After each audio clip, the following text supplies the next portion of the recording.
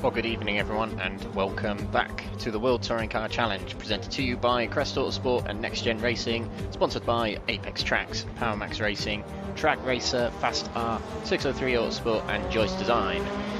Today on the 11th of November, we're back for round 3 of the championship here at the Sonoma Raceway. And what an iconic track this is in the world of World Touring Cars, and we're given a tour of it by Hugo Valente in the Chevrolet Cruze, which is on home turf tonight. So Sonoma Raceway in the Golden State in California. Was once called Sears Point, was also called the Golden State Raceway, Infineon Raceway, but nowadays is referred to as Sonoma Raceway. It is 30 miles north of Golden Gate Bridge in San Francisco, and the track first opened in 1968. It is famous for all the hills surrounding this track and on the track itself. Its undulation goes through 160 feet total of elevation changes. 160 feet is the equivalent of 49 meters. So a lot of ups and downs for these drivers in these cars today. This is the WTCC circuit, which was of course used by the World Touring Cars back in 2012 and 2013, the only 2 years they hosted the race of the United States in the World Touring Car Championship. It costs £3.35 to buy on RaceRoom.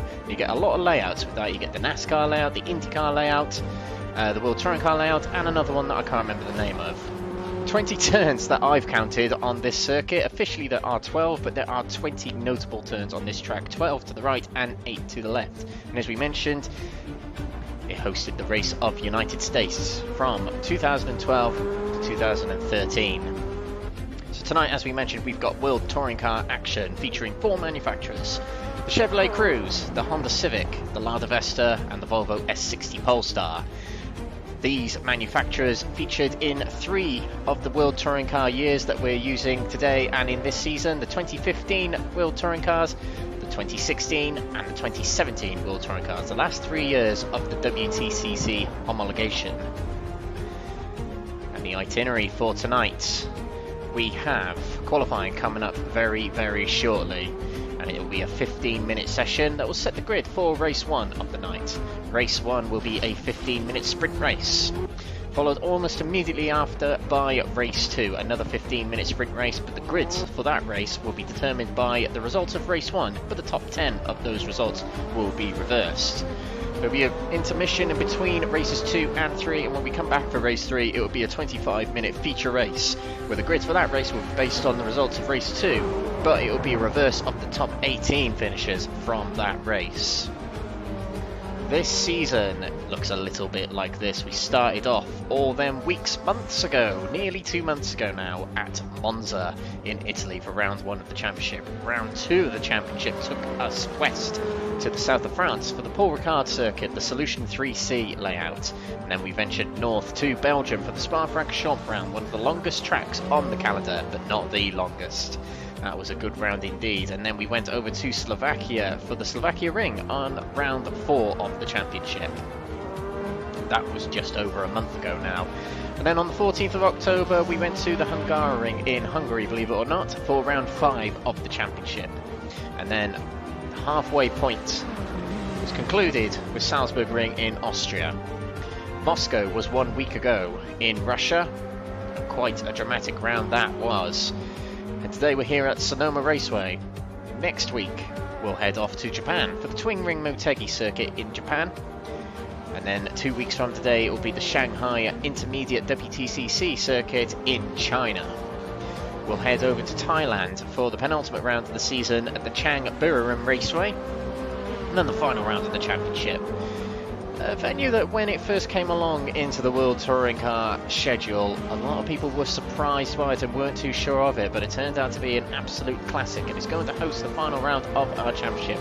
It is the Nordschleife, the Nürburgring full 24-hour layout in Germany on the 9th of December, less than 1 month to go until that final round.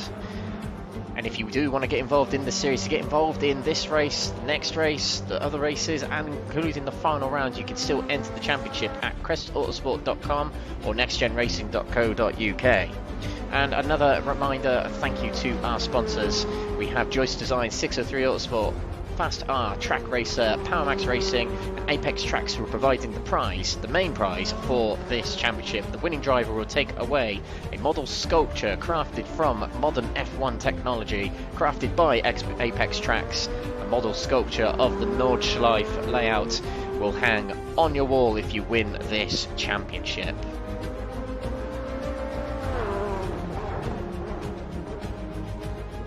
So we join the live action here at Sonoma. We've got a little bit more housekeeping to get over and done with before we get started. So a little reminder of what's happened in the last week. These are the results of the last time out at Moscow. There were 3 races like there are today, and there was qualifying. And on home turf, it's rather unsurprising that the Larders did so well early on in the night. And they got a top 3 in both qualifying and race 1, with Jeff Perkis battling with William Berera from the majority of the race, and a final lap lunge for the lead from William Berera didn't quite work, as Jeff Perkis was able to hang on to it to take the win in that race, and Neil Crave rounding off the top 3, keeping his place from qualifying. Race 2, however, was a different story, as Lee Horn putting the hammer down, trying to get back his championship lead. He's second in the championship and a win in race 2. His first win since Paul Ricard all them weeks ago, and it felt good for him doing that. David Kernahan getting second place. He was in and around Lee Horn for much of the night, and it was a good battle between him and Lee for that win in race 2. And William Berera coming up from 10th position to finish 3rd in that race. Race 3, Jamie Dory was quite the driver that night. Very, very fast indeed in races 1 and 2, taking fastest lap in both. And in race 3, he took the win, and just ahead of William Berera, who notched up a 3-peat of podiums yet again. The last time he did that was at Monza at the beginning of the season on his home turf. So a very good round indeed for William Berera, our championship leader, and Ian Deeney getting himself another podium in race 3. That's what it did on the night, and this is what it did to the championship standings. William Berera opens up a bigger lead of 32 points ahead of Lee Horn, who is now only 11 points ahead of David Kernahan. Jeff Perkis in 4th place, catching up. He's had a few difficult rounds, but where he gets good results, he ends up quite high in the championship. He's not too far down from Lee Horn, 27 points to be exact. Neil Crave had a nice consistent season. He's in 5th there. Jamie Dory in 6th, followed by Ian Deeney. Ollie Janssen is 8th, with his teammate Heike Navalov in 9th, and Alex Ward is in 10th. One thing to bear in mind is the championship standings also decides the ballast that the drivers carry into the qualifying session and race 1 and race 2 of the next race. So this is the championship standings coming out of Moscow, and therefore in this order they'll carry X amount of ballast. It'll start from 40 at the top and it'll run down in increments of 4. So William Berera with the most amount of ballast tonight with 40 kilograms, and then -4 for Lee Horn, 36, and -4 again for David Kernahan. You get the gist. I say races 1 and 2, what about race 3? Well, race 3 ballast is decided on the qualifying results, which are coming up very shortly. In the next 15 minutes or so, we'll find out the qualifying results, which will set the grid for race 1, of course, but it also decides the ballast later on in the night, and we'll go through that when the time comes. We have a team's championship as well to keep an eye on, and at the top it is the Warriors Motorsport outfit in the Lada Sport Rosneft 2016 car. It's 1187 points, 1187 points for those drivers of Neil Crave, William Berera and Majezenko. And in 2nd place it is the NXTGEN Racing outfit in Munich Motorsport 2016 cars, Lee Horn and Alex Ward. And it is the Gavra Racing guys in the 3rd spot of Honda Racing Team JAS 2017, and those drivers are Heike Navalov and Ian Deeney. We also have an AM category championship to keep an eye on, and these are drivers who at the beginning of the season did not necessarily get as good a results as the top drivers, but they have their own championship to fight out, and the top 3 in this do get plaques at the end of the season, so there is plenty to fight for. And it is headed by Ollie Janssen, who took the lead in that last round at Moscow from Elliot House in 2nd, who relinquished that championship lead, and Stephen de Gravelia with a very good round at Moscow takes 3rd in the championship. And just like that, we are into qualifying. First competitive session of the night, and straight out of the pits on the blocks right away. is William Berera heading out of the pits. So this is going to be an interesting round for William Berera. Now, we're going to talk about the cars. We did briefly mention them at the beginning of this broadcast, but the cars are going to be quite the ones to watch tonight, as it's a track that, with a lot of corners, would favour the Chevrolet. Now, the Chevrolet all season long has been struggling with top-end speed, as we see Lee Horn struggling in that corner in particular, but the grip on the car not quite good enough for that corner, but he gets away with it, and that might disturb his tyres. You can see him trying to scrub off that dirt. But yeah, the Chevrolet has been better on the more twisty circuits, such as Paul Ricard. That was definitely a Chevrolet circuit. Hungaroring was pretty good as well for the Chevrolet, but what we have seen with the other cars on the circuit, particularly the Lada and the Honda, we don't have any Volvos in the field today, unfortunately, but the Lada and the Honda have a lot more torque, have a lot more top-end speed. So what we are seeing is at the beginning of this lap here at Sonoma, the Lada and the Honda are very quick, because they're able to get up that hill a lot easier than the Chevrolet can. But the Chevrolet is coming to light towards the end of the lap. We are going to do an on-board lap though with the quickest in practice, which was Lee Horn in the Chevrolet, and the reason we're going to pick the Chevrolet is because it's on home turf today, the American manufacturer, in the only American round of the season here in the World Touring Car Challenge.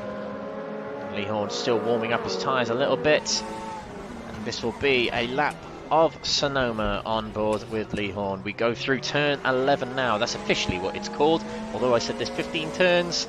There's 12 corners by name here, so hey ho. Oh, and my race map has gone away, so we're going through turns 1 right now. Through we go and into the uphill right-hander of turn 2. The car comes very unbalanced through that set of corners. Got to watch out there. As we come down a slight dip and through into turn 3 and 4. Over the hill we go, making sure the rear end doesn't step out. That was 3A actually. Into turn 4 now, a downhill right-hander, and the car just understeers over to the left. Round turn 5, flat out right-hander. Over the crest we go. Near airborne as they brake at the top of the crest here. The tyres squealing as the car slows down the hill into turn 6. Unloading the steering and easing the throttle on very carefully coming out of turn 6. Flat out all the way to turn 7, one of the fastest points on the track and one of the slowest corners on the track. You can go over that yellow line by there. Don't think that Lee Horn is impeding track limits. He definitely isn't.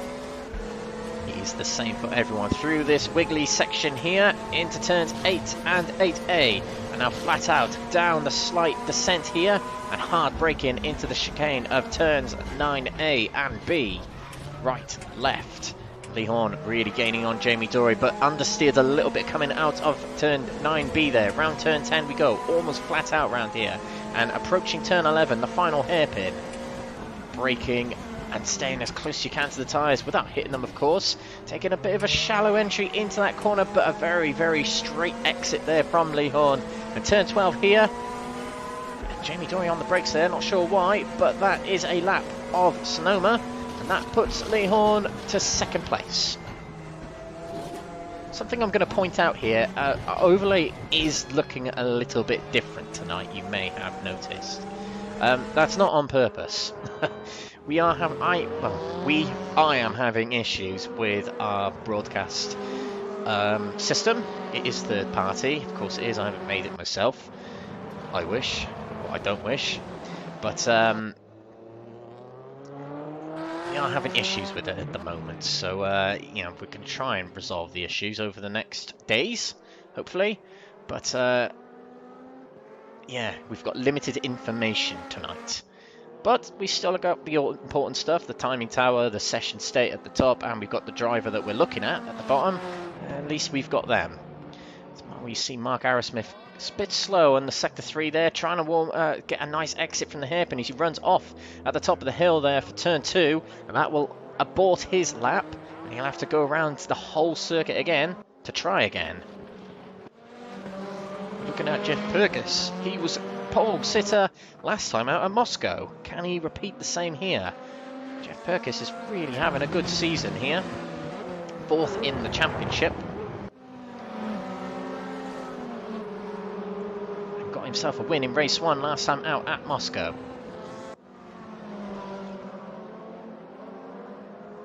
And across the line goes Jeff Perkis, and I'm really having issues with some of this stuff today.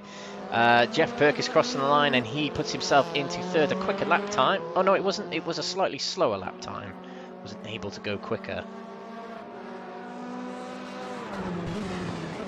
As we see Roy Plummer approaching the end of his lap.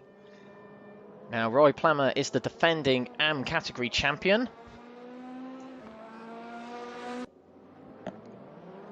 And he is 4th in the AM category championship coming into tonight's round. He's 64 points down, so he's got a lot of ground to make up to defend his title as he puts himself 9th in the standings. Neil Crave with... oh dear.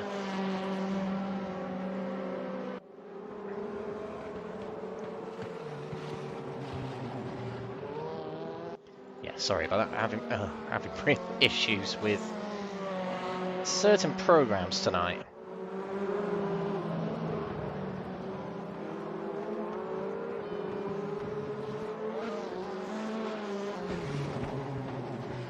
As we see Neil Crave, as just mentioning, before I got rudely interrupted, quickest in Sector 1, 7th in the standings right now is Neil Crave. The end of Sector 2 coming up very shortly. Oh, wiggling on the brakes there. I'm not sure if that was shaking the car side to side or if he's got ping issues. It might be the latter. That car doesn't seem to be moving all that correctly. Yeah, there's a few. Yeah, there's ping issues for Neil Crave. Let's see if. Yeah, it's definitely on Neil Crave there. We're watching come across the line. Doesn't go any... Oh yeah, he does. He goes 6th in the standings now. I'm sure he'll want to be higher, but Neil Crave puts his 6th, about half a second down from top spot William Berera. Championship leader doing all right at the moment with Jeff Perkis. He's in 2nd now. He did a good lap time last time around to put himself just ahead of Lee Horn, but only by a few hundredths.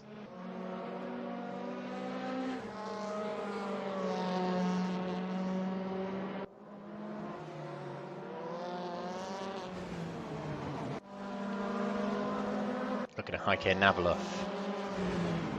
Personal best in Sector 1. Let's see how Sector 2 will get on. Quite a way to go till the end of the lap here. About 40 seconds from now as we head from the most easterly part of the circuit to the most west part.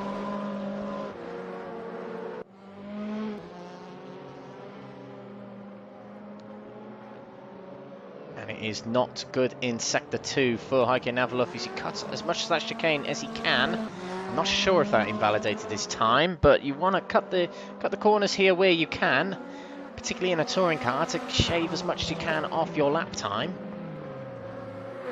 Oh, and I think he broke a little bit too late there, did Heike Navalov. He seemed to go off a little bit wide, kicked up the rear right tyre to try and get it in the corner as well, but he'll cross the line 7th at the moment. And stays 7th. Heike Navalov no better, and it was an invalidated lap time. It might have come from the chicane that we witnessed him cut the corner of.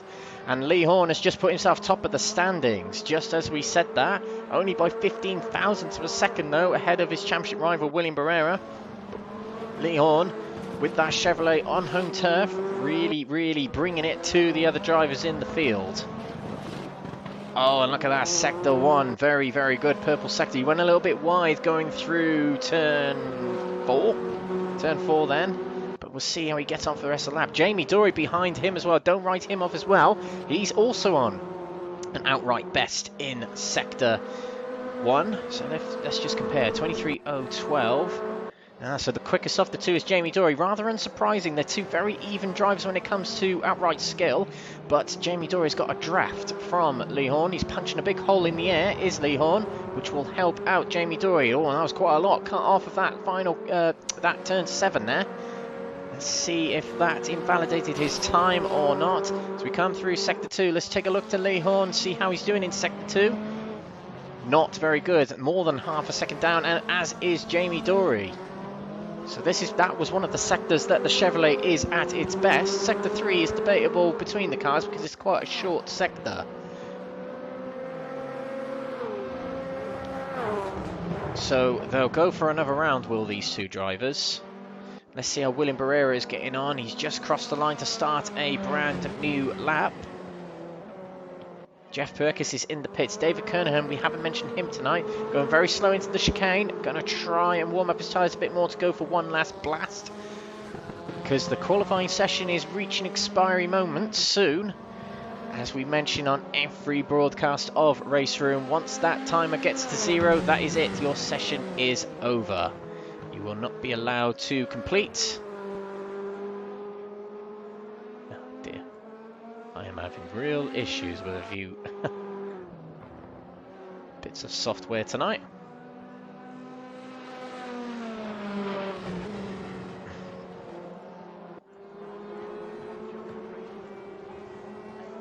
Right, there we go. So David Kernahan starts a new lap. Let's take a look to Lee Horn and Jamie Dory again. Lee Horn is up, purple. And Jamie Dory also is. Wow, Jamie Dory is 2/10 up in Sector 1.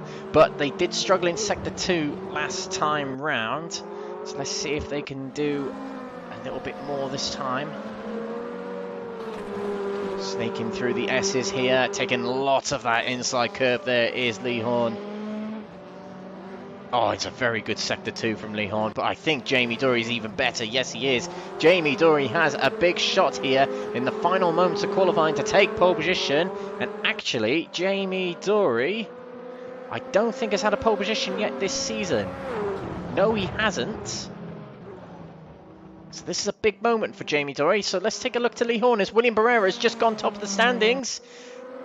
He's just played his move on the two Chevrolet drivers here. Lee Horn, second place right now. Stay second place. Jamie Dory, third place. Not a very good Sector 3, it seems, for Jamie Dory. But third place, still pretty good. And just a 10th down for William Berera. Berera has just put in that time at the right moment. I do wonder if... I haven't said that. No, I did wonder if it was making Lee Horn and Jamie Dory sweat a little bit when they saw Berera go to the top of the standings. But it was too late in the lap. But that is quite the gauntlet thrown down by William Berera, who has been top of qualifying for much of this season.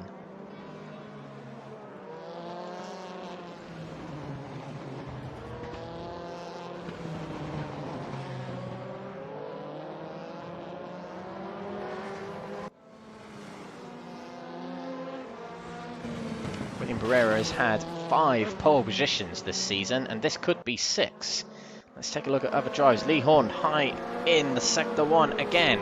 What about William Berera? What's he up to? Will he slow this time around? He might... Well, this will be his last opportunity. This will be the last opportunity for a lot of these drivers. Lee Horn might have thrown it away. Sector 2 is not good. And Jamie Dory, Sector 2 is not great. But we could see on that lap he was gaining on his teammate there. What about Jeff Fergus? What's he up to? I think this might be an out lap. It's an invalidated lap at least. So that'll be it for Jeff Fergus. William Berera comes in the pits. Not sure why he's taken to the pits. You don't have to in this series. Bit of a draft from the car ahead of Anastasios Georgiadis helping Lee Horn out there. But I think he was just trying to get to the end of the lap to help out his teammate Jamie Dory, who does not go any quicker. Third is what he's going to manage, and there's not many drivers remaining to complete laps. Ollie Hansen is one of them. Mark Arrowsmith is another. And that'll be it. That will be it. Once Ollie Hansen crosses the line, no other drivers will set a time. So William Berera is pole position for the 6th time this season out of 8 races.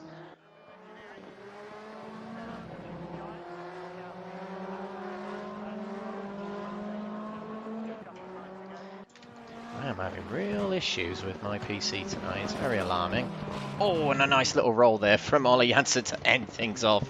And it covered him up just as at the right moment, our qualifying results. But these are our qualifying results. Granted, not a great grid tonight. But William Berera at the top from Lee Horn. Jamie Dory is in 3rd, followed by Jeff Fergus. David Kernahan 5th, followed by Fraser Rostance. Heike Navalov in 7th, followed by Roy Plummer. Stephen de Gravelia in 9th with Ollie Hansen 10th. Mark Arrowsmith 11th. Andrea Basio in 12th. And Anastasios Georgiadis rounds off the grid in 13th. Neil Crave did not set a lap. He's in 14th.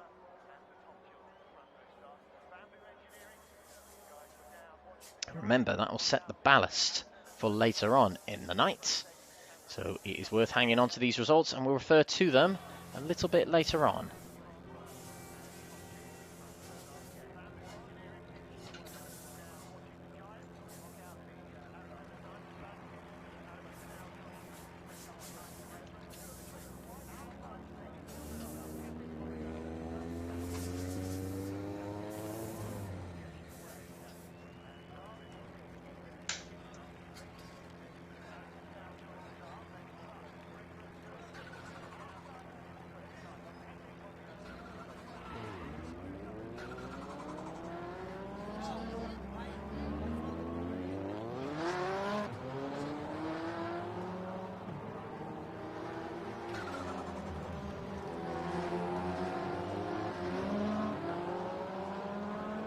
So that is qualifying over and done with, and we have the race now to look forward to.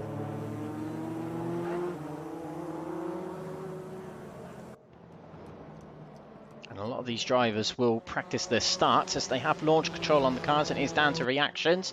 There was a time on RaceRoom where you didn't need reactions for launch control. You just held down launch control and then let go of it, and it would do everything itself. But now it is all down to reactions, which is really, really good, because it's something you don't actually get on most sims. There are traits and flaws to a lot of the sims out there. RaceRoom definitely is the go-to if you want touring car action, and a bit more casual than other sims such as Assetto Corsa, Competizione and iRacing, of course. This is a bit more casual with a hint of esports thrown in it every now and again, such as leagues like this. An official esports run by RaceRoom. The Cooper Sim Racing Series conclude tonight at Macau. I think it might still be going on, but they have that going on tonight. But yeah, if you are a touring car fan, then RaceRoom is definitely the sim for you. There are older generation of World Touring cars from 2013 to 2017, and is the WTCR from 18 to 2020, and the 2021 will be coming out soon. But enough about that. This is the World Touring Car Challenge, round 8 of the championship, race 1 of the night, presented to you by Crest Autosport and NXTGEN Racing. Welcome to Sonoma Raceway. On behalf of Crest Autosport and NXTGEN Racing, do give us a like, share, follow and or subscribe from wherever you are watching, on whatever platform, from wherever you are around the world. Welcome along to the series and tonight's races. We've got 3 races ahead of us. 55 minutes of competitive racing to watch. And we got the finest of touring car races on RaceRoom, putting on a show for us today. We're all lined up on the grid. At the front is William Berera, and to the right of him is Lee Horn. Lights are red. And away we go. Everyone gets a relatively good start. And that is Lee Horn trying to get across and get towards William Berera as best he can. But Lee Horn is losing out to Jamie Dory early on, going into turns 1 and 2 here. They've got to be very careful getting up the hill here. And Jamie Dory takes a very good second place going into turn 3 there. Lee Horn drops, and look at that. Jamie Dory's already trying on William Berera very quickly on in this race. Into turn 4 we go. Down the hill they go, and they'll be back up the hill as they go over the crest for turn 6 coming up very shortly. This is a good, promising start from Jamie Dory. I'm not sure how many times he started at the front of the grid, but he tends to be the driver that comes through from the back of the pack. Today seems to be an exception. Turn 6, Jeff Perkins putting a little bit of pressure onto Lee Horn. Takes to the outside for the long right-hander at turn 7 coming up here. Has the outside, will hold it. Will he be able to outbrake Lee Horn for this next corner and stay alongside? It's looking like Lee Horn's able to get back in front, which he does. He stays in 3rd place, but not the best of first laps for Lee Horn. He lost out to his teammate, and he nearly lost out to Jeff Perkins there. Business as usual for the championship leader, William Berera, though. He leads going into the chicane of turns 9A and B, and David Kernahan putting in a big lunge on Jeff Perkins there to take 4th place. Excellent move from the driver in the James Thompson livery there. Down into the hairpin we go. William Berera breaking into the hairpin. Lee Horn had a very good end of the lap there. He has put himself a lot closer to Jamie Dory and William Berera than that he was about half a lap ago. Breaks away from Kernahan and Fergus, who was squabbling for position, but the end of lap 1 tonight, William Berera leads from Jamie Dory and Lee Horn in 3rd place. Highest of the AM category drivers at the moment, Stephen de Grevelier. He's having a very good turn of form lately. Oh, as we see a battle between two Hondas here. This is Fraser Roston's under pressure from Heike Navalov, but Fraser Roston's had the better line of the two. Kept himself, oh, as he goes on 2 wheels there. Very entertaining from Roston's. But he was on the better line there going through the corner as he runs wide here. Broke a little bit too late. Now Heike Navalov is going to find the inside, but that will be the outside for turn 6 coming up very shortly. Rostons has relinquished the position now. Into 6th goes Navalov at turn 6. And Stephen de Grevelier now putting the pressure on to Fraser Rostons in that Chevrolet. A good run here, and he could make a move. He's going to try for the outside here, like what we saw from Jeff Perkis on Lee Horn, but that didn't quite work. As we see a move from Lee Horn, he has gone past his teammate Jamie Dory. De Grevelier has dropped back behind Fraser Rostons. Could not keep it on the outside there, but Lee Horn on a mission here. Jamie Dory's pace has dropped off a little bit. Lee Horn's has really switched on. So warming up the tyres on the opening lap seemed to be what Lee Horn was up to. And putting that past now, he's able to pounce on his championship rival. Lee Horn knows what to stake. He needs to start beating William Berera in these races. The championship gap. Can't click on my spreadsheet again. The championship gap between them is 32 points coming into tonight, so he's got to start getting the results on William, as there's only 2 points between each position in the top 10 in this series. As there's only 14 drivers in this race tonight. I saw yellow flags there. It wasn't quite that. Oh, and there was, yeah, Fraser Roston's in the pits. Something's happened to him, and he's out of this race already. So we didn't quite see what happened to Fraser Roston's there, unfortunately. We don't have replays available on RaceRoom. But that is race over, and something's happened to Roy Plummer as well. He might have had a spin coming out of turn 2, and he has dropped well down the order in 13th here. He's going to have a bit of a lonely race from here on. Whoa, and he's just rolled over. That just rubs salt into the wounds. But he's going to carry on. Credit to him. He's going to try to carry on. He might have a busted car now. We are going to resume with the action towards the front. Ollie Janssen is trying to put in a move on Neil Crave. Crave, you started at the back, by the way. He's up to 9th. He's catching up with Stephen de Grevelier as well, who's dropped back a bit from Heike Navalov and Mark Arrowsmith. Mark Arrowsmith is now highest of the AM category drivers in 7th overall here. And of course, the overall points are the points you get for the AM category championship. It's just a breakdown of the drivers rather than their own point system. Lee Horn getting rather close to William Berera, only 3/10 of a second behind. David Kernahan is doing well here. He is catching up with Jamie Dory as well, bringing Jeff Perkis along with him.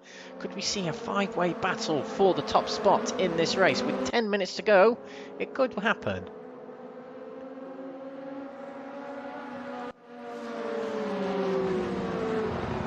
Lee Horn taking different lines to William Berera, always does. Different characteristics between those cars. Lee Horn, I've noticed all season, he tends to keep the car into the apex a little bit longer and gets a straighter steering wheel for the exit of the corners. That seems to be his way of driving. And it's working. He's doing very well this season. The way to drive these cars is they're so high on torque compared to the regular WTCR cars, and they've got more horsepower, so you can't just put your foot down. You can't just put your foot down and turn the steering wheel. It will just understeer off the track. You have to gently apply the throttle through the corner and get your steering wheel as straight as possible for the exit. That's the way to drive these cars. And these at the front are the masters of doing that.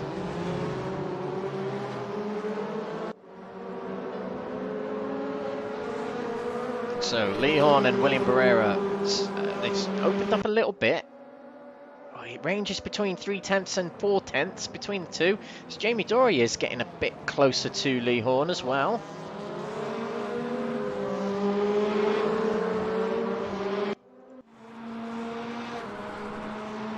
view from William Berera. Very late on the brakes is Lee Horn. That's another thing on the Chevrolet that beats the Lada, is on the brakes, as Lee Horn took a brush to the wall there, pushing extra hard out of the corner. It can be very late on the brakes, that Chevrolet can, but the Lada just pulls away on these sections. Even with draft, Lee Horn is losing out to the Lada. But under braking, it catches back up. It is very, very tricky to get the best medium out of these cars, outside of what each of those cars do very well. A little bit of a skip across the grass from the two Chevrolets there, and again going out of turn 4, yes. See, you can see the difference in lines. I'm not sure actually if that was a mistake from William Berera, but he's trying to take a late apex there. Lee Horn comes out wide for the exit of the corner. It might be a differentiation of lines between these drivers.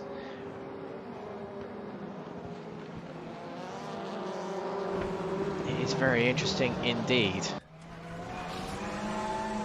Drive-through penalty for Roy Plummer has just appeared there, so his race has gone from bad to worse, and that is a speeding in the pit lane offence. Trying to repair that damage and then gets hit with a drive-through penalty, so I'll have to go through the pits again.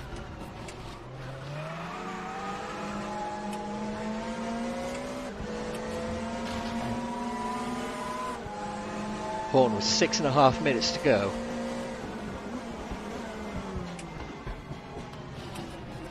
Getting it nice and close to the tyres on the inside there, getting very close to them.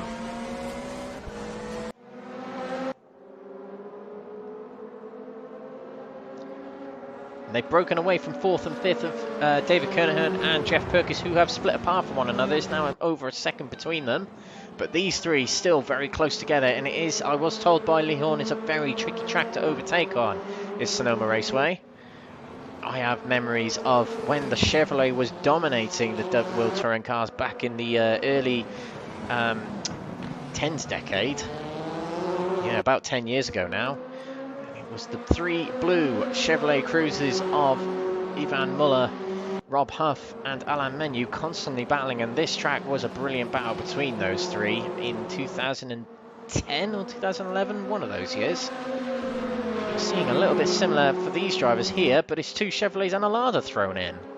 They're all very close together. Jamie Dory is trying inside the Lee Horn, but he backs out of it. They're trying to work together. 5.5 minutes to go. They've got to do something now to get their way past William Berera. It seems as close as it's ever been between these three drivers.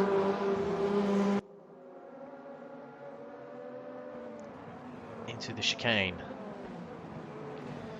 Now Lee Horn knows he's going to have to line up a move where he's late braking and lunging on these drivers. Is this close enough for him to make a move? Not quite, but he does rapidly gain on Berera under braking there.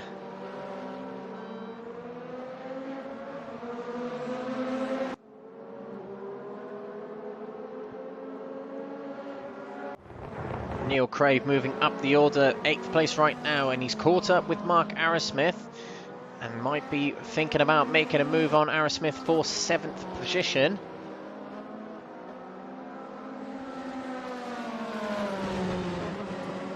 Good recovery drive from Neil Crave if he does make it into that position in the final moments of the race. 4.5 minutes to go, which will be about 3 laps approximately. Might get an extra one in. There's Lee Horn. Bad exit from turn 4. Jamie Dory was right on the rear but didn't go for a move.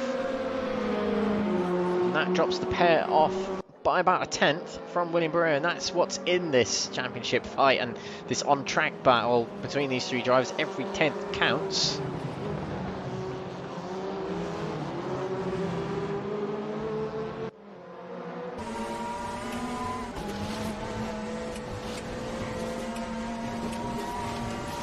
Leon trying everything he can. To wait for the right moment to make a pass. Needs to try and get a good exit from these corners, but you slammed your foot down on the throttle, kind of like what he did there. Doesn't quite work. It's not as simple as that. You've got to be very, very, very careful and finesse on everything in this car.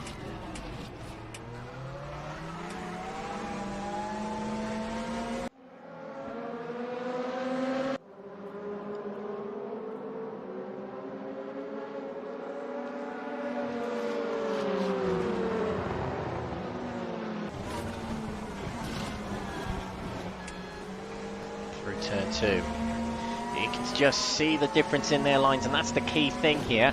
For Lee Horn, down to his setup, down to the way the car drives, and the same for William Berera. That's why they're taking certain amounts of lines. You can see they fall weakness on certain parts of the corner to one another, but you can see where they gain their strengths on one another. Jamie Dory has dropped back a little bit, not a very good sector 1 there, and actually Neil Crave, just as we said that, has... Well, he's trying for 7th place, and him and Mark Arrowsmith door to door, and Arrowsmith gets the position back, and Neil Crave is forced off the track to relinquish the position there. So Arrowsmith biting back for 7th place, and Crave will have to try again.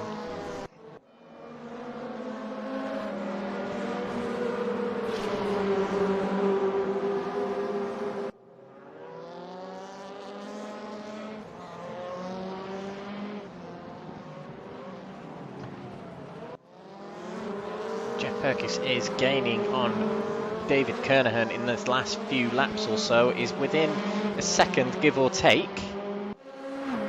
Oh, and as Lee Horn, no, he wasn't in. For a minute, it looked like he was alongside. And I think there's going to be 1 lap remaining. Yes, there will. There'll be 1 lap remaining now. The E3 drivers start their final lap here at Sonoma. This is lap 9 of the race. The race 1 winner will be coming in next 1 minute 40.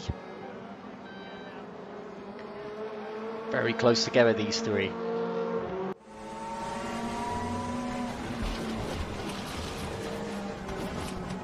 That's the view ahead of William Berera. That's the view behind of Jamie Dory. Jamie Dory is closer to Lee Horn than Lee Horn is to William Berera. Almost pushing him along through turn 4 there was Jamie Dory. Is he going to go for a move in turn 6? This is probably one of the better places on the track to try and overtake. Lee Horn taking a shallow entry into the corner. And a very wide exit. William Berera got a straighter line coming out of the corner. Horn is defending the inside. Forced to as Jamie Dory finds the outside. Horn hangs on to it. Not really much more opportunity. William Berera has almost got this in the bag. What can Lee Horn pull out the bag here, though? Very close is Lee Horn. Might he be able to try in the chicane? William Berera goes to defend the inside. On the brakes they go. Horn is trying the outside. He doesn't have the inside for the next corner. Berera might have just done enough to defend that position there. On the chicane, he lost out a lot of momentum, and it was the right decision to move across and defend the inside. Into the hairpin we go. Horn goes defensive. And that will be it. William Berera will take win number 5 of the season. It's a win in race 1 here at Sonoma for William Berera.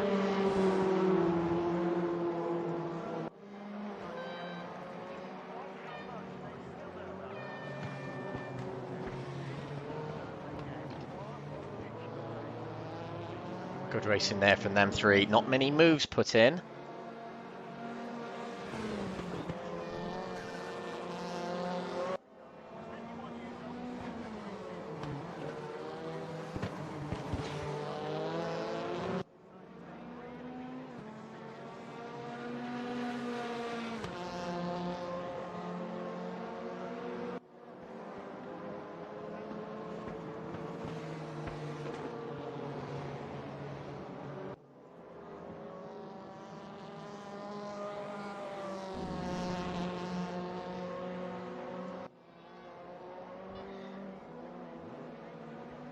Yeah, good drive. Yeah, sorry for the break there. Good driving there from William Berera to take another win this season. It's what he's been doing all season. This is what's got in the top of the championship lead table.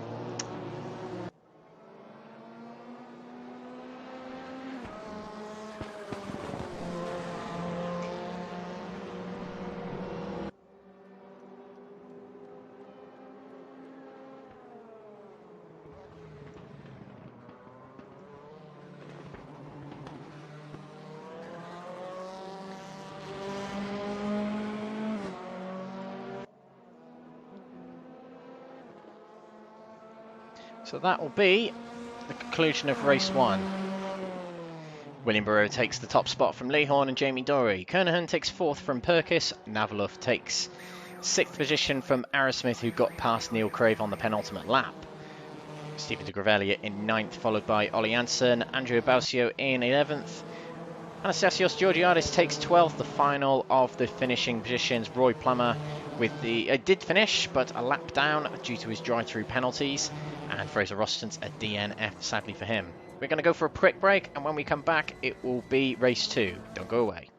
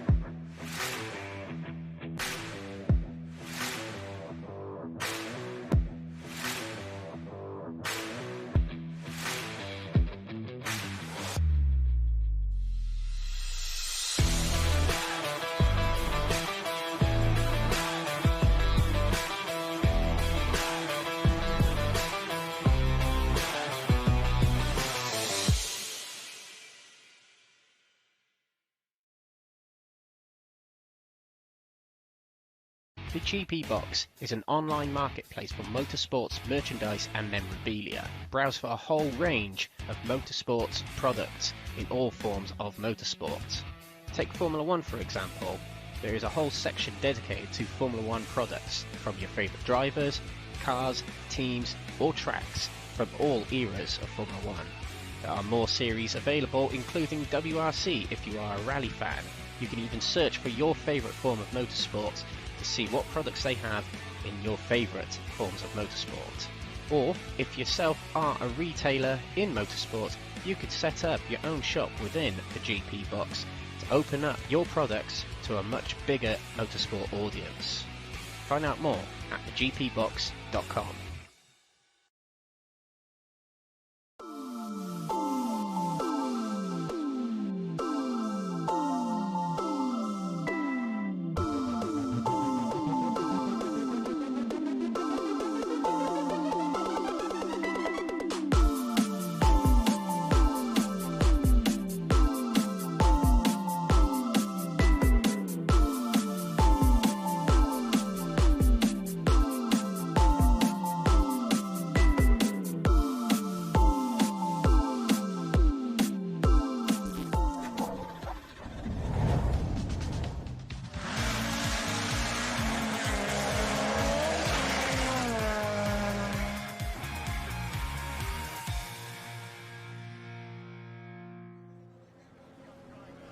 Welcome back everyone to the World Touring Car Challenge presented by Crest Autosport and NXTGEN Racing. We've got race 2 coming up very shortly. So a recap of race 1. William Berera took the race win. And he took it from Lee Horn in 2nd place and Jamie Dory following close behind in 3rd position. David Kernahan took 4th from Jeff Perkis in 5th, Heike Navalov 6th and Mark Arrowsmith 7th. Crave 8th and de Grevelier in 9th, and 10th is Ollie Janssen, and 10th is important because that gets reverse grid pole. So Ollie Janssen will start on pole with Stephen de Grevelier alongside. 3rd will start Neil Crave, 4th will start Mark Arrowsmith, Heike Navalov will start 5th, Jeff Perkins will start 6th, David Kernahan will start 7th, Jamie Dory will start 8th, Lee Horn will start 9th, 10th will start William Berera, starting 11th and 12th. On the 6th row will be Balcio and Georgiadis, and on the 7th row will be Roy Plummer and Fraser Rostance. We're about to get underway here for the second race of the night here at Sonoma Raceway. And we are on the grid. Ollie Janssen will start on the right. On the left will start Stephen de Gravelia. Lights are red.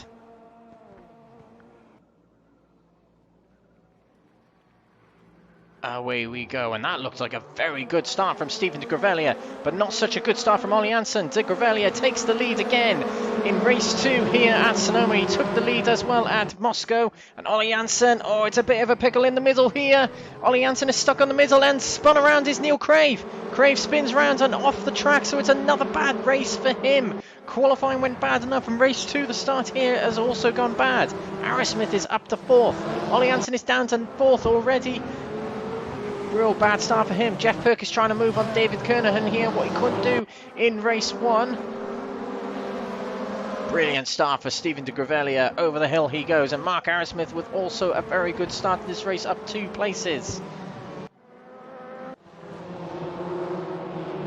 Fraser Rostance there in 10th position, gets past his teammate of NXTGEN Racing, Lee Horn, and puts him down to 11th. Lee Horn just hasn't seemed to be on it tonight when it comes to the opening lap.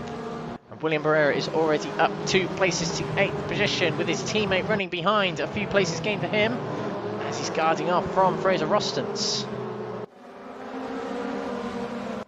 Jamie Dory, good start to this race from him as well. 6th place, right behind David Kernahan, who's guarding the inside quite like what Berera did on the final lap in the opening race of the night. Bunches up a little bit through the chicane here. Ollie Janssen with a bad exit from the chicane. He's now got David Kernahan alongside on the outside. Kernahan has got the power in that ladder to get past, and he does. Jamie Dory might be able to get by as well, and Jeff Perkins is trying the inside, going into the hairpin. 3 wide, and Jeff Perkins has taken it away from Ollie Janssen. A very brave move indeed. Janssen is a sitting duck here as William Berera has got past as well. But at the end of lap 1, Stephen de Gravelia leads another lap here in the World Touring Car Challenge. This has really been a big improvement this season for the Belgian driver. Jamie Dory up to 5th from 8th on the starting grid. William Berera up from 10th to 7th. Horn has got himself back into 10th. He's got Andrew Balcio in front of him. Goes to the fence. He knows his teammate is fighting with this person in the championship and probably in the races today, but Lee Horn gets a good undercut coming out of turn 4. Through he goes, and now Fraser Rostance might be able to try his hands on Balcio going into turn 6. Turns across, and keeping his foot in is Fraser Rostance, and gets it back through and into 10th place. Trying the undercut here is Balcio, and he might have got himself back in front. Yes, he does. Approaching the hairpin, Balcio is defending real hard against Rostance. Rostance outbreaks going into the corner. Bit of door-to-door action. Oh, and there's a lot of door-to-door going on between these drivers. Rostance gets through, and that allows Roy Plummer to pounce on Balcio, the Italian driver of Warriors Motorsport. Oh, and Balcio had a very uncomfortable exit from the S's there. And he'll drop down. Oh, and there's a lot of contact there between him and Neil Crave, his teammate. The both have come together and gone off of the chicane, and Neil Crave is spun round, rejoining the track in front of Georgiadis. And is Crave able to get away? A lot going on between him and his teammate there, and there might be a chat in the Discord. And it is retirement for Neil Crave. He decides to call it a night on this, on this race anyway. But a lot involving him and his teammate there. His teammate recovering from an off, coming out of the chicane, and just couldn't keep hold of it. But back towards the front, Stephen de Gravelia leads the way. Mark Arrowsmith has dropped down to 8th while we were watching all the action back there. Kernahan is up to 2nd. Jamie Dory, big gains for him, as well as William Berera. These 4 here were in the top 5 in the previous race. They are now in the top 5 of this race. De Gravelia will want to get his head down and try and drive away from this lot. He'll be hoping this lot start battling so he can stay out front. We'll to see what happens, as Kernahan has got quite a bit of space ahead of Jamie Dory, and we know this track is quite difficult to overtake on anyway.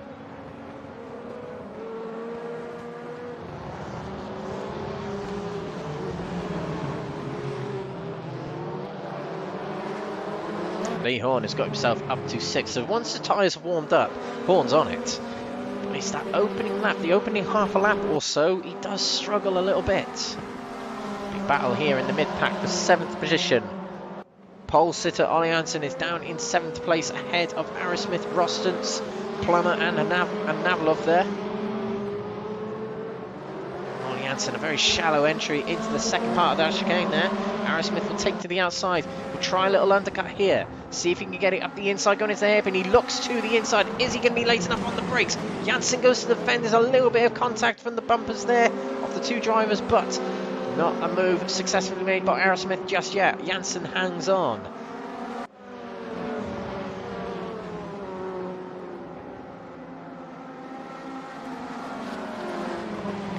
Aerosmith trying to get it round the outside. Oh, actually, he's found the inside. Oh, and he gets it out of shape. And he goes wide. He'll lose all them positions. He'll rejoin the track not too far behind. But that drops him down to 11th place. What looked like a very opportunistic move. It was an outbreak from himself. Oh, and Roy Plummer is off into the tyres. Something's happened to him there. We didn't see it, but he's spun off into the tyres. It's a real bad night for Roy Plummer, and this really is, and it's a retirement as well. This really is putting his AM Championship chances in tatters. It's got to be said. It's good news for Ollie Hansen, as he's top of the standings, and he's breaking away. De Gravelia is being caught by other drivers. De Gravelia, 3rd in the AM category standings. He'll be very happy with where he is right now. But can he keep it? Can he keep hold of first spot here? 8.5 minutes. Let's see if he'll do it. Lee Horn has caught up with his championship rival and battalion in the previous race, William Berera. To him go. De Gravelia will lead another lap here at Sonoma. He made the switch at the beginning of the season from the Honda to this Chevrolet, losing 1/4 of his points at the time, which was a few rounds into the championship, but it seems to have paid off, as he's doing very, very well in that Chevrolet now.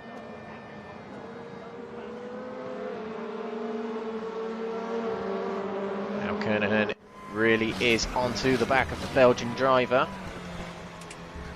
Takes a late apex through the chicane there. David Kernahan. Haven't mentioned him much tonight, but he's had 5 top 3 finishes and 2 wins this season. Those 2 wins coming from Spa-Francorchamps and Slovakia Ring.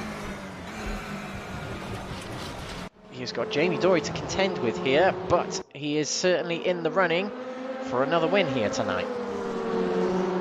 Win number 3 for him, or win number 3 for Jamie Dory.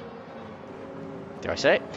Excuse me, win number 4 for Jamie Dory, but a big outbreak going into the hairpin sent him off wide way too late on the brakes, and that not only gives back first place, but it loses 2nd place to Jamie Dory. David Kernahan with a very uncharacteristic mistake there. He had a good exit from that hairpin as a result of that. But is it enough to make a lunge on Jamie Dory, who decides to take to the outside on Stephen De Gravelia here, who you've got to say is holding up the pack now, as William Berera, Lee Horn and Jeff Perkis have caught back up. Perkis got a very good exit out of the chicane there, but isn't able to hang it round the outside of Kernahan, going around turn 10 there. Dory doesn't go for a move just yet on De Gravelia. He knows he's only got 1 more spot for first place. If he can get into that first place, he's at a very good advantage. He had a very good run actually out the hairpin there, and this will give him the outside for turn 1, but the inside for turn 2. Jamie Dory brakes for turn 2. It's a very, very, very deceptive corner here, and it easily slips sideways, but Jamie Dory has completed the move and put himself into that top spot. Is win number 4 for Jamie Dory on its way tonight. Gravelia relinquishes the lead, but he's got to do as much as he can to try and stay in those high positions. Kernahan is going to lunge up the inside. Gravelia does know he's there, doesn't give him much room, tries to fight back, but David Kernahan gets through. He knows that Jamie Dory is just going to pull away if he doesn't take his chances. And now Jeff Fergus is thinking about the same. Stephen de Gravellia goes wide going into turn 6.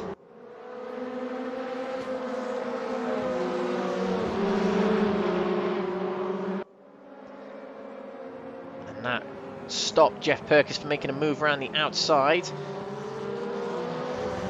Oh, and look at this from Lee Horn. He's looking to the inside of William Berera.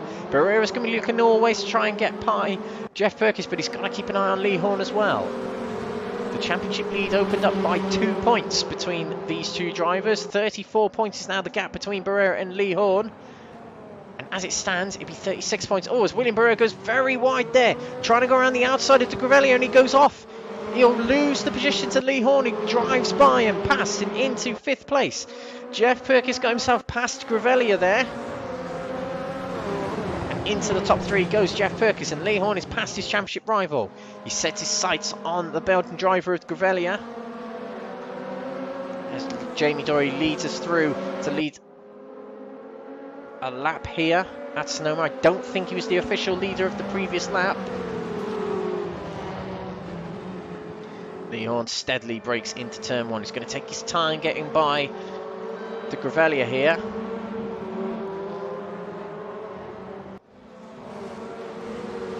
If I was Lee Horn, I'd be trying to get by de Gravellia as quick as possible and trying to catch back up with the 3 up front. Not much time to do that either. 4 minutes. Oh, as he's found the way up the inside at turn 5 here. Oh, and door-to-door contact between the two. Into turn 6 they go. Gravellia understeers, under-braking, but Lee Horn is trying the undercut. He isn't able to get it back up the inside. De Gravellia hangs on.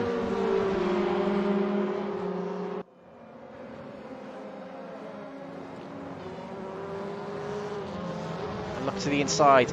Lee Horn is not able to complete a move just yet, and he's dropping back further and further from the top 3 here. He's 3.5 seconds down from Jamie Dory, nearly 2 seconds behind Jeff Fergus.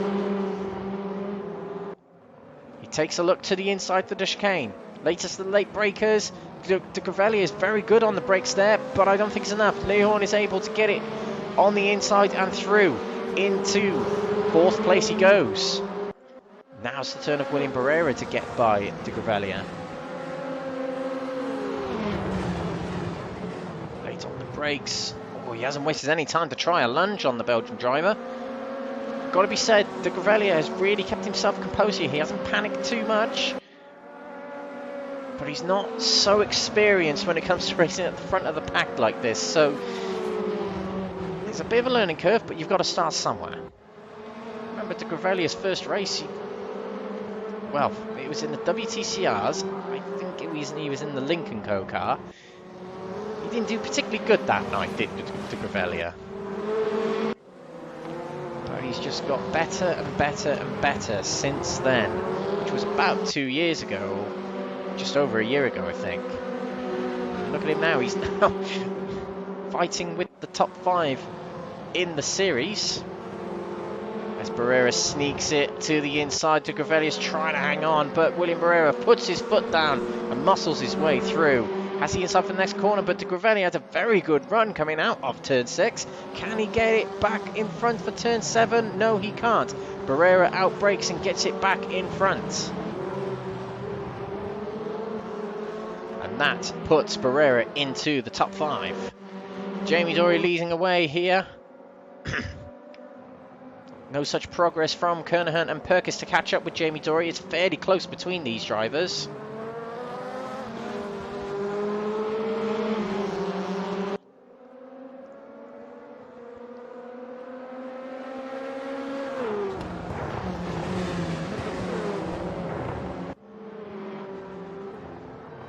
Dory comes out of the final corner. You'll start the final lap of this race now. Don't forget, ladies and gentlemen, we've got another race coming up later on in the night. 25-minute feature race coming up soon, but we've got the conclusion of this 15-minute sprint race first. It'll be a full reverse grid of the finishers of this race, so it will be to 12th position. So Andrea Balcio will be the pole sitter for the next race if he finishes this race.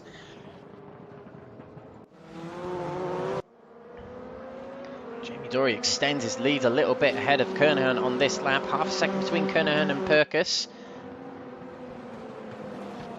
And it's been another very stellar drive from Jamie Dory. How many races he missed this? He's only missed one race this season. He had a little bit of bad luck at one race, and that was Salzburg Ring, and that set him back quite a bit. With the second drop round taking place later on in the season, that might well help him out.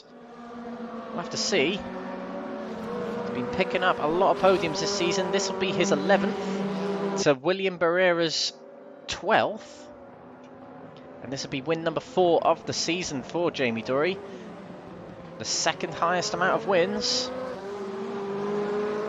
William Berera's 5. You've got to say from this race, Jamie Dory is definitely a championship contender. He was debatable before tonight because of his position in the championship, but this surely is going to help things out. Another stellar win for Jamie Dory as he comes across the line. The blue and green Chevy machine. David Kernahan takes another podium here. That's podium number 6 for him, and Jeff Perkis with the podium also. That's number 8. For Jeff Perkis. Lee Horn takes 4th. He finished ahead of his championship rival, which is something, but not a huge amount. They're now level on points out of tonight's race, so it all goes down to race 3, where William Berera will want to keep things the way they are or extend his lead, or Lee Horn will want to catch up a little bit more. And reverse grid pole for the next race. Race 3 will go to Andrea Balcio upon conclusion of crossing the line here. He's going through the final few corners now. Your race winner, Jamie Dory. So we've had Chevrolet and Lada on the top step of the podium again tonight. Who will take race 3? Will it be Lada, Chevrolet, or even a Honda? We'll find out in the next half an hour or so. Lee Horn with the fastest lap, but it is Jamie Dory who takes honours of the race win. Kernahan takes 2nd from Jeff Perkis, Lee Horn in 4th, William Berera 5th. Stephen de Grelius takes 6th from Fraser Rostons and Ollie Hansen in 8th. Heike Navla takes 9th with Mark Arrowsmith in 10th. Anastasios Georgiadis takes 11th place. Andrea Balcio taking reverse grid pole. Non-finishers were Roy Plummer and Neil Crave. We'll be right back, ladies and gentlemen. When we come back, it will be race 3. Don't go away.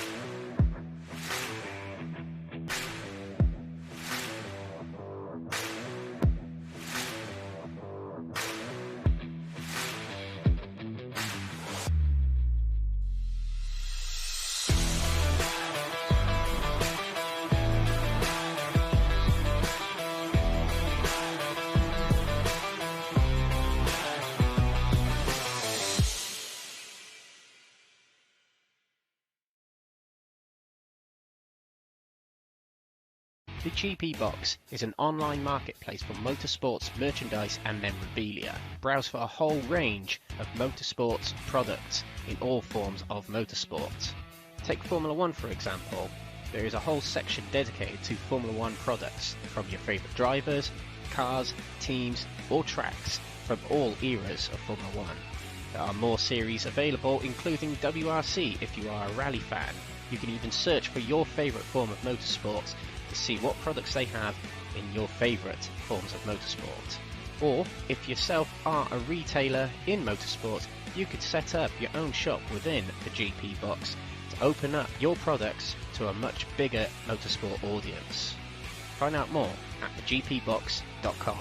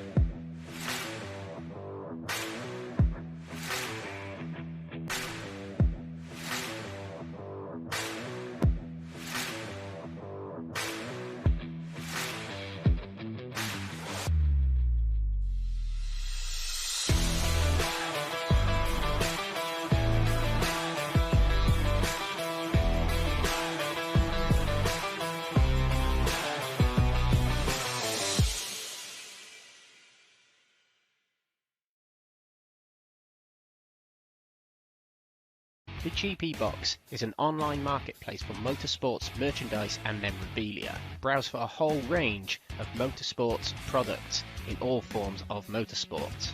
Take Formula 1 for example. There is a whole section dedicated to Formula 1 products from your favourite drivers, cars, teams or tracks from all eras of Formula 1. There are more series available, including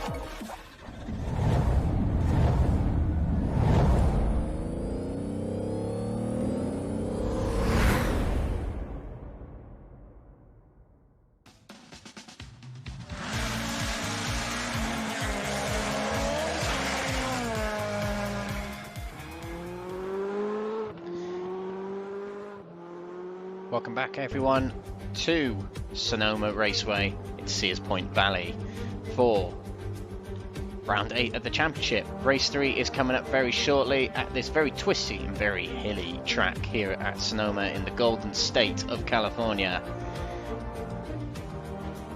We have these manufacturers on offer for us tonight: the Chevrolet Cruze, the Honda Civic and the Lada Vesta. There is the Volvo S60 available to the drivers, but no drivers have opted to drive it tonight.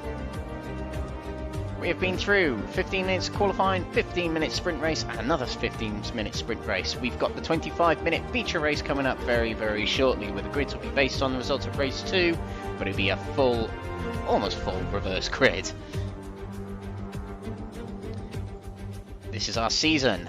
We are currently in round 8. Round 1 at Monza started all them weeks ago. Paul Ricard was round 2. Spa-Francorchamps was round 3. Round 4 was at Slovakia Ring, with Hungaroring taking place in round 5, Salzburg Ring rounding off the first half of the season.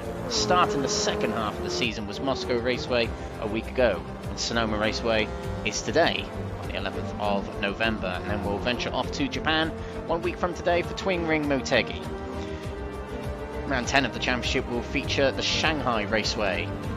The penultimate round of the championship will be hosted at Changburn Raceway in Thailand, and then the final round will be hosted at the Nordschleife in Germany. The full 24-hour layout being used that day.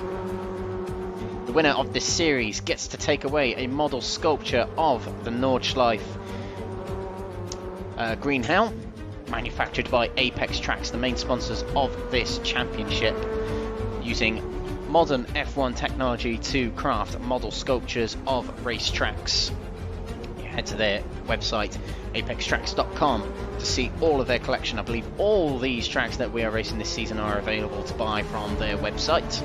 And a huge thank you to the other sponsors, affiliates and partners of the two organisations: Powermax Racing, Track Racer, Fast R, 603 Autosport and Joyce Design.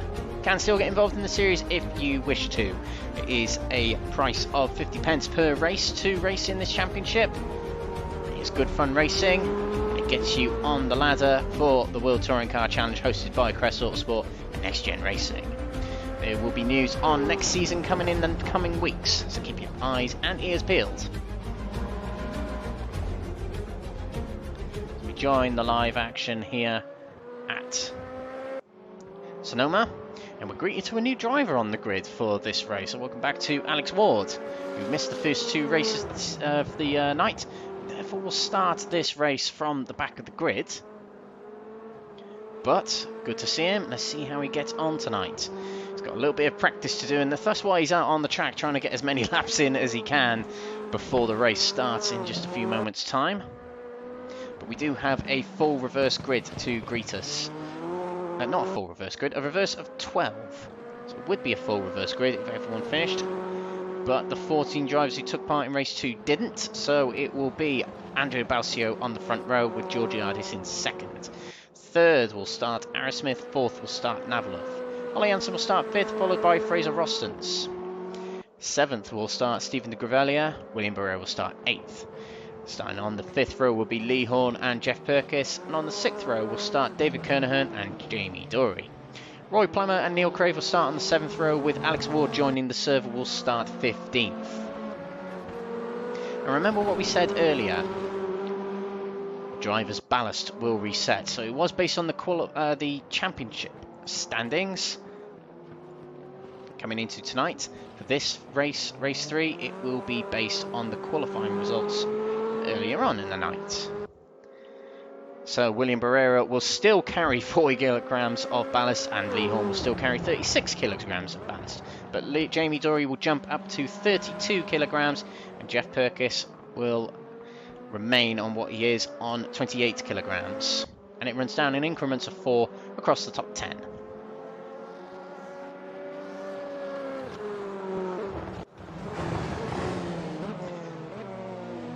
Missing a driver from the server at the moment. Not quite sure who it is. Trying to investigate to see who it is. And we haven't got Mark Aerosmith in the server. That's strange. He's having a relatively okay night. There's Mr. Aerosmith. Oh, and a big spin there from Lee Horn, going down the start-finish straight there.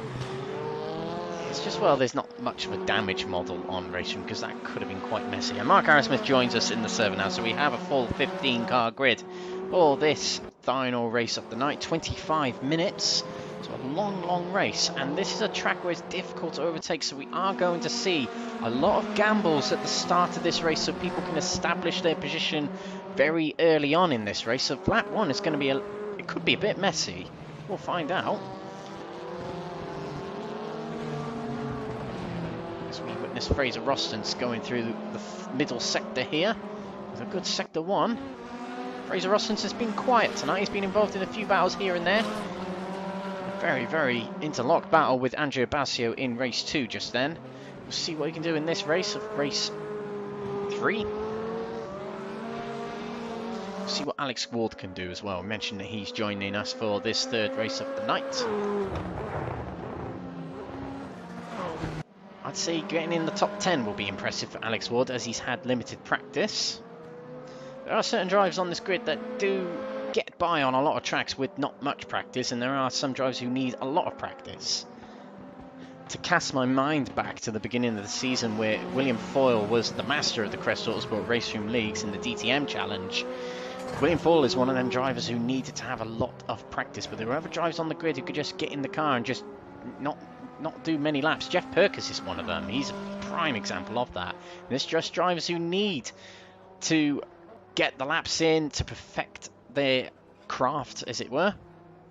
There's some drivers who don't need to. William Foyle was just a good example of that, and he did that well, winning the DTM 2020 Challenge and the 1992 Challenge earlier in the season, getting himself both championships and the overall. And he went on to win our Assetto Corsa Formula 1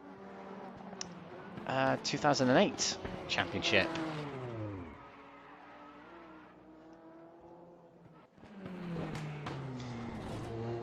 We've had 3 different champions on RaceRoom this season in the Crest Autosport RaceRoom Leagues and the NXTGEN Racing Leagues. I think there's 2 leagues that have been hosted. Yes, there has, and them 2 were won by Ben Walker. He won the WTCR Challenge at the beginning of the season, and the other was won by me.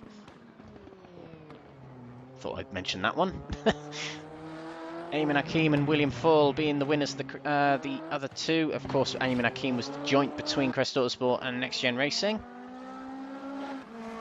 And we'll have a new champion here this season, maybe. So a little bit of a reminder of the starting grid for this race. It is a reverse of the top 12 from race 2. So Andrea Balcio will start on pole with Georgiadis in 2nd. Mark Arrowsmith will start 3rd from Heike Navalov. 5th will start Ollie Anderson. 6th will start Fraser Rostons. 7th will start Stephen de Grevelier with William Berera in 8th. Lee Horn will start 9th. 10th will start Jeff Perkis. David Kernahan will start 11th. And Jamie Dory will start in 12th position. 13th will be Roy Plummer. And Neil Crave will start 14th with Alex Ward in 15th. This is the World Touring Car Challenge presented by Crest Autosport and NXTGEN Racing. Welcome along to race 3 of the night here at Sonoma Raceway. My name's Alex Everitt, your commentator tonight, and welcome on behalf of Crest Autosport and NXTGEN Racing. Give us a like, share, follow or subscribe from wherever you are watching. It does help the algorithms of the streaming services. Much appreciated, but we're about to get underway here. On the front row is Andrea Balcio and Anastasios Georgiadis. Lights are red. We're about to go for race 3. Away we go, and it's a fairly sluggish start from Andrea Balcio. Georgiadis got a pretty good start. Oh, and Balcio pulls out to the outside to try and guard the inside already, and it is carnage already. And off goes Mark Arrowsmith. Stephen de Grevelier was also collected in the incident there. Drama already, not even the first turn. Andrea Balcio got away with it, so did Georgiadis, but Heike Navalov is trying to get his way past Andrea Balcio. He's guarding on the inside there going into turn 3. So Mark Arrowsmith and Stephen de Grevelier fallen well behind here. Georgiadis leads the way at the front here. Balcio's in 2nd, Navalov in 3rd, and he's battling with Fraser Rostons, both in Tiago Montero liveries, one's of 2016, one's of 2017. Very wide there goes Fraser Rostons, and that's going to allow through William Berera and Ollie Anderson, and he's under threat now from Lee Horn as well. Here's William Berera versus Ollie Hansen. Berera goes through, and Berera is already contending to get himself into the top 3. Big lunges going on in the mid-pack here. That's David Kernahan in between Jamie Dory and Fraser Rostance. Rostance has been bashed about a little bit on this lap. He did get forced wide by Navalov, it seemed, going through turn 6, and he's now under threat from Jeff Perkis. Perkis has the inside. Fraser Rostance, sorry, trying to get by still, and he relinquishes the position to Jeff Perkis, who's already trying his hands on Jamie Dory. Perkis with a big start to this race here. He's got Ollie Hansen in front of him. Jamie Dory's trying to power his way around the outside here, but at the end of lap 1, I'm not sure if he's led a lap in the championship, but Anastasios Georgiadis leads away here at Sonoma. Don't have the statistics to tell me how many laps they've led, but I think that might be his first lap led. Is Georgiadis. William Berera is already in the top 3. This is looking good. He's got a teammate ahead of him. Oh, and said teammate has gone wide there at turn 3. And back here we got a move from Lee Horn on Heike Navalov. Trying to push it going out of turn 4, but Navalov gets it back in front. Horn switches directions to the other side. He's trying the inside for turn 6, but he's not able to get there. And on his outside is David Kernahan, another of his championship rivals. Horn hangs onto it. Kernahan goes a little bit wide, defending from Jamie Dory as well. Dory takes to the outside. Lee Horn's looking always to try and get by Navalov, and wide there goes Georgiadis. That allows William Berera through and into the lead. This is exactly what William needed, into the lead very early on in this race with 22 minutes remaining. He can break away from the pack here. They're still trying to find their way through, i.e. Lee Horn here has got 3 cars ahead of him to pass. Oh, and look at that, right in the middle there. That was Navalov. Broke a little bit too late. That'll have to serve a slow down penalty. But Lee Horn breaks into the top 3. He's now got one of the Warriors Motorsports drivers ahead of him, guarding the inside on the hairpin there. A lot of drivers still squabbling for positions here. Jeff Perkis still on the inside of Jamie Dory. That's a repeat of the last lap, it seems.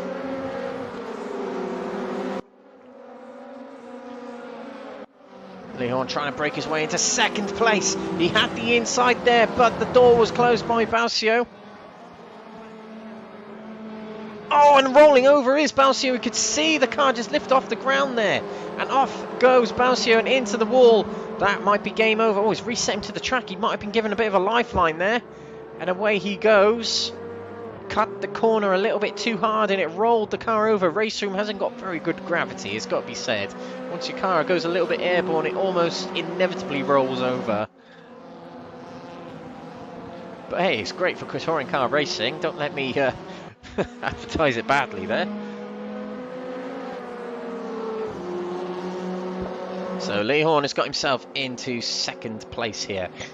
The top 3 in this race is the same as the top 3 in the championship. In fact, the top 4 is the same. So it's headed by William Berera, near 3 seconds clear of Lee Horn, into second place, and Kernahan 3rd in the championship, 3rd in the race here. Jeff Perkis 4th in the championship, 4th in the race. Navalov is in 5th here, holding off the race 2 winner, Jamie Dory. Jamie Dory, who said to me in the Discord just before this race, he's determined to get 3 podiums. 3-peat of podiums, him and William Berera, the only drivers who've done so. Jamie did it last time out at Moscow. Oh, was it Moscow? No, it wasn't. It was Slovakia Ring. It was Berera who did it at Moscow and at Monza. So Jamie Dory looking to get the 4th 3-peat of podiums of the season. No one's had 3-peat of wins. Eamon Hakim was the only one to have done that last season. He did it twice. One was at Aragon, and I think the other was at Imola. Andrea Balcio has reported to the pits. He is out of this race. His race 3 is over, unfortunately. Put up quite the fight at the front, but sadly he potentially ended his own race rolling it over in turn 2 there. But let's see if he comes back for Twin Ring Motegi in 1 week's time. This is Jamie Dory battling with Kernahan, and the door closing on him in turn 6 there. Wasn't able to keep it on the inside.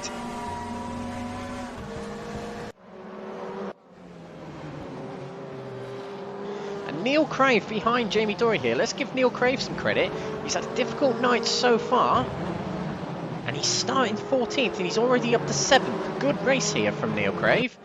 This will definitely cheer him up a little bit. Probably feeling a bit in the dumps after races 1 and 2.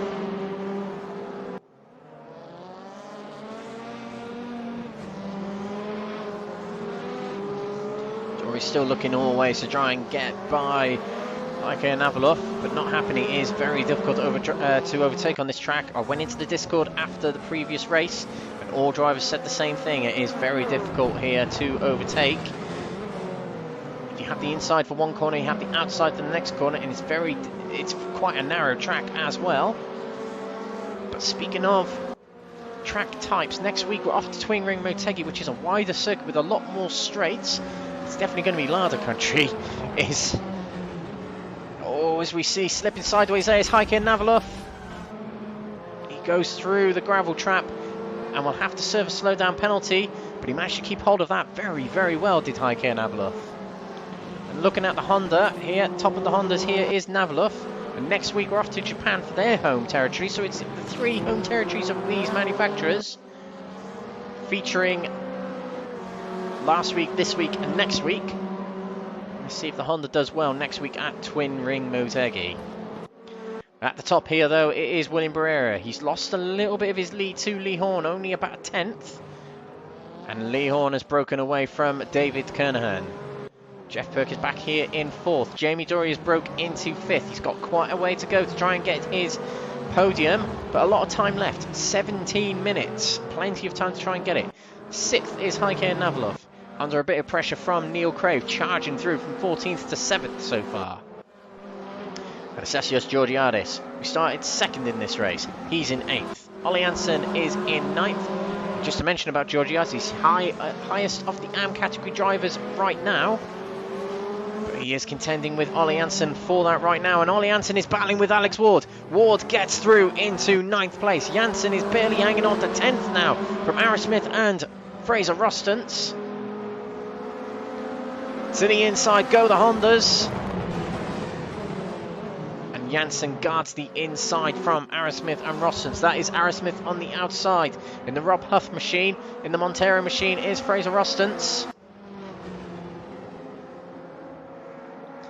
Aerosmith hangs on to 11th. Roy Plummer is lurking behind here. He's had a difficult night. Oh, and look over here. Fraser Rostance with a big lunge going into turn 1. He's trying a bit on Ollie Hansen there, and he's broken through into 11th place, has Fraser Rostance. But yeah, Roy Plummer, a difficult race 1, finished it, but didn't finish all that great. And race 2, he had an incident which ended his race. So this is redemption here in race 3.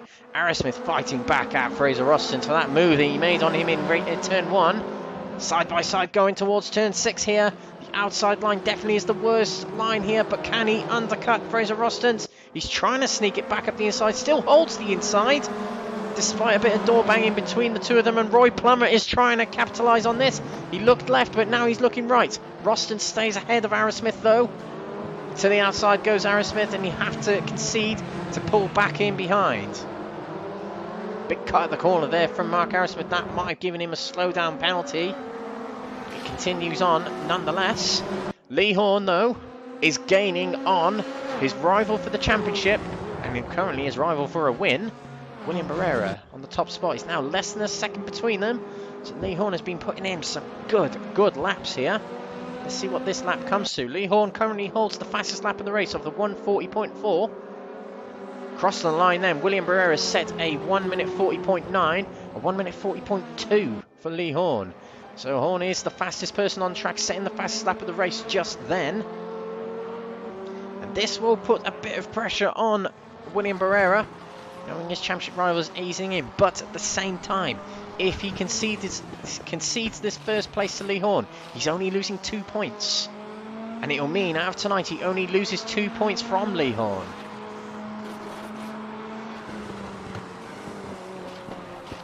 to the 30+ point gap there was coming into tonight's round.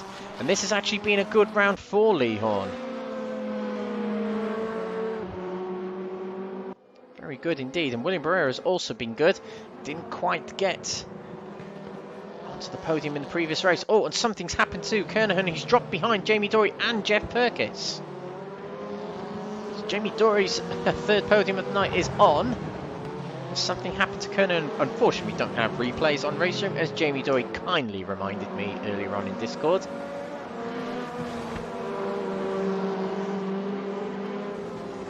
At the front, it is close between William Berera and Lee Horn. As the famous Murray Walker said, catching's one thing, passing is another.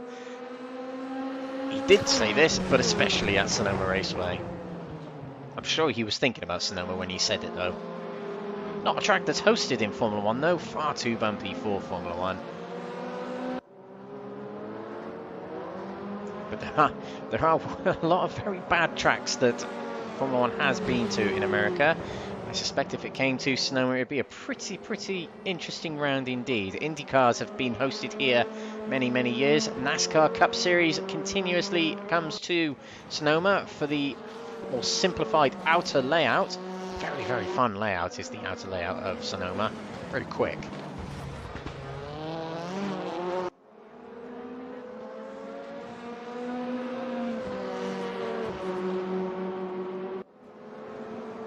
So 12 minutes to go in this race. William Berera taking that late entrance into turn 6. Varying lines between Berera and Lee Horn coming out yet again here.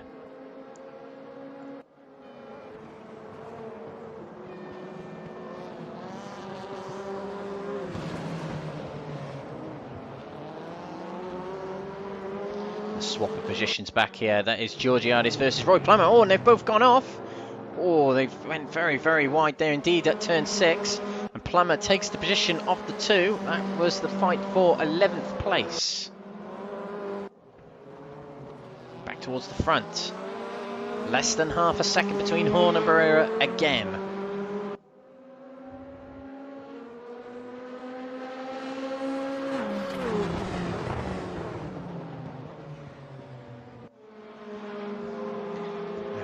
Lee Horn do here? He couldn't make a move in race 1 on Berera. Can he make a move in this race? We switch to Jamie Dory and Jeff Fergus close together. This is Jamie Dory trying to get his third podium of the night.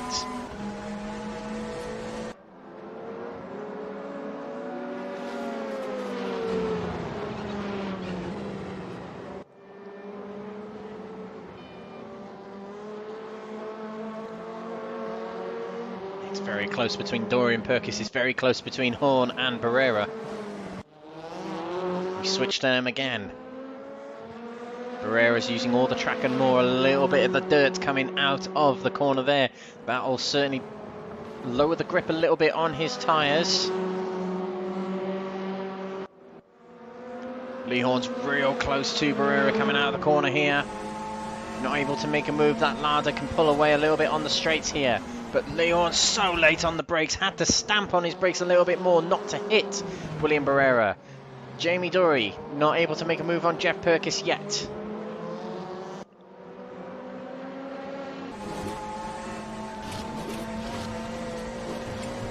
Horn with a good run through the S's there, but not close enough to make a move on William Berera. He pulls out of the slipstream to get a good sight of his braking marker, as does Jamie Dory. The Chevrolets know they can be much later on the brakes, so they take a chance by putting their car there, but also they're using it so they don't run into the back of the car ahead. Two main battles to watch on track here, the battle for the lead and the battle for third. 9.5 minutes to go here in this session. Plenty of time for Lee Horn to go for William Berera. He's caught back up with William Berera in the last 10 minutes. Oh, and Berera makes a mistake going through turn 2 there. He slips off wide and through goes Lee Horn. Into the lead he goes. A very unlikely mistake from Berera. Very rare indeed. Was it the pressure? Was it the pressure mounting on him? But the thing is, he doesn't need to worry that much. Lee Horn is well and truly behind in the championship, but a good round like this is what Lee Horn needs when there are drop rounds at play to look out for throughout this season.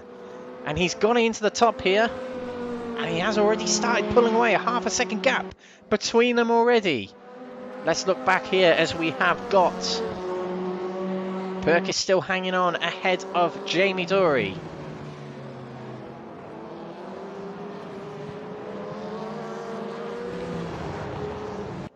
We were mentioning at the start of race 2, Lee Horn struggled a little bit on the opening laps, but once his tyres are warmed up, he's a rocket on this track.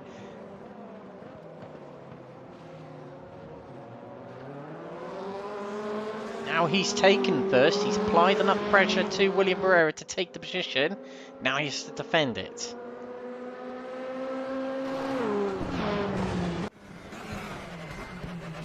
It's the view from William Berera. Has to try something. He hasn't been chasing Lee Horn all night. He's normally been the leader of the two. It was until late into race 2 where Berera dropped behind Lee Horn.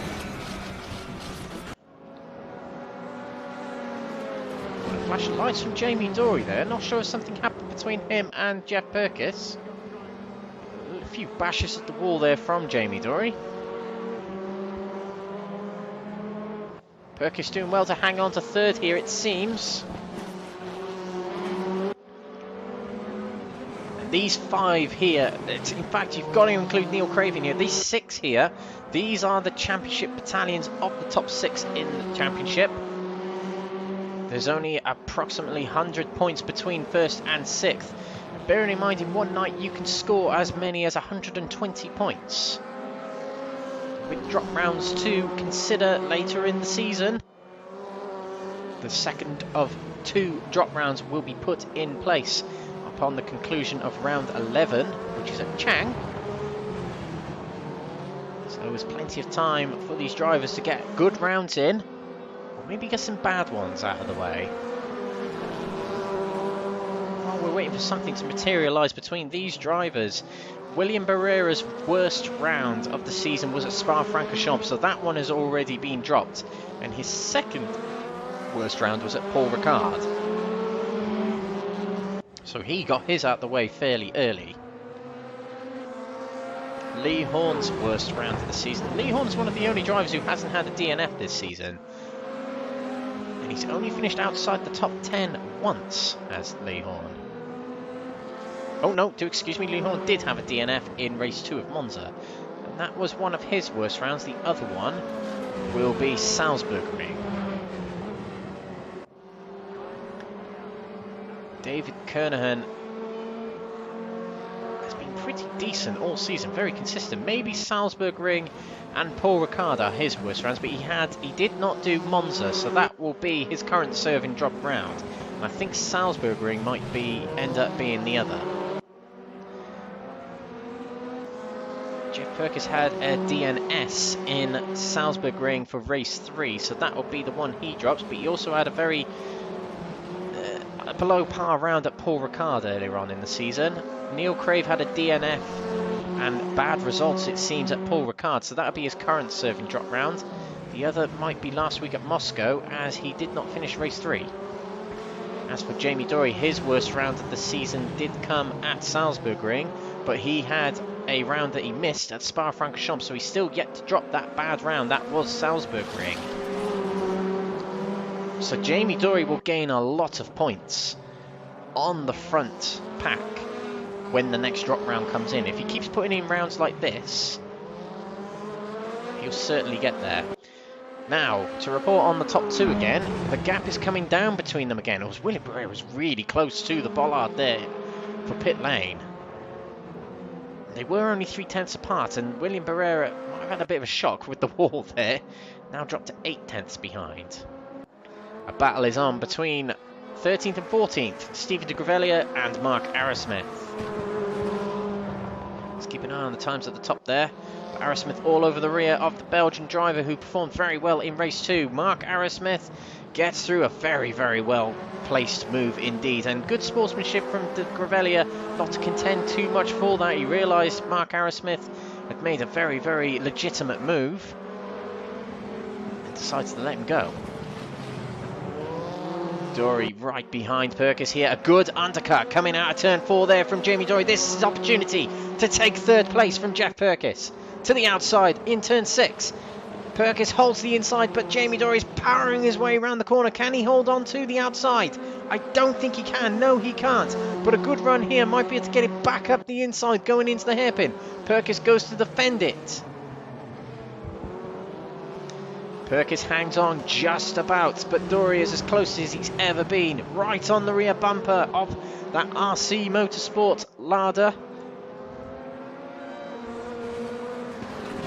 Through the S as they go, 3.5 minutes to go. Can Jamie Dory get his 3-peat of podiums?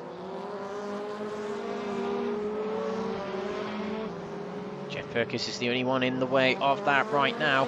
3rd piece of silverware for tonight. A good run out of the chicane there for Jamie Dory, but he wasn't able to get it alongside quick enough.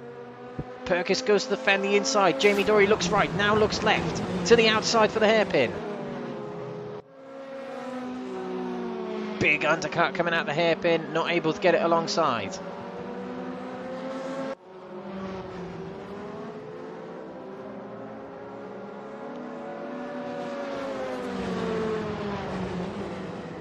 Light braking going into turns 1 and 2 here. Fergus parks his car on the inside of the corner to defend from Dory. What Jamie Dory's trying to do is use little undercuts here and there to try and force Jeff Fergus into defending, which he did. He's now got the inside for turn 4 yet again. Through turn 5 he's not able to keep the inside. But this is what he's trying to do. He's trying to put Fergus off by moving him offline. Another swap of positions between De Gravelia and Mark Arrowsmith. Mark Arrowsmith's in the pits for some reason. I don't think he's serving a penalty. But it might be damage repairs. We might not have seen that. And I think that is Mark Arrowsmith out of the race, actually. Real unfortunate for Arrowsmith, as a few results tonight have put his AM Championship in good stead for him. Still big battling between these two. And these two at the top are going to start their final lap very, very shortly. Dory's going to try for the inside of Jeff Fergus. Can't quite make it. Fergus gives room on the inside, but Jamie Dory didn't have the inside.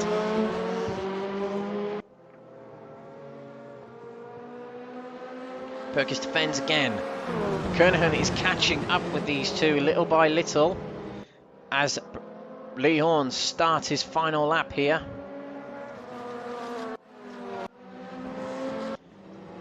It's the battle for the final step of the podium. David Kernahan, you've got to say, has joined the battle.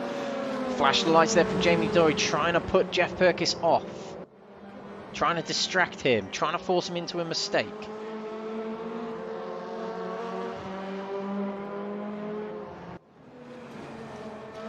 Into turns 3 and 4.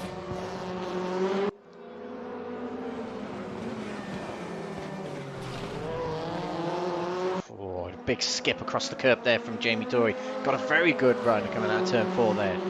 Into turn 6 we're going to go now. The long left-hander down the hill we go.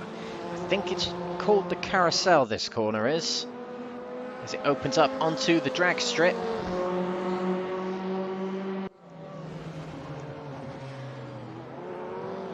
And there's opportunities running out here for Jamie Dory. Might have to settle for 4th here.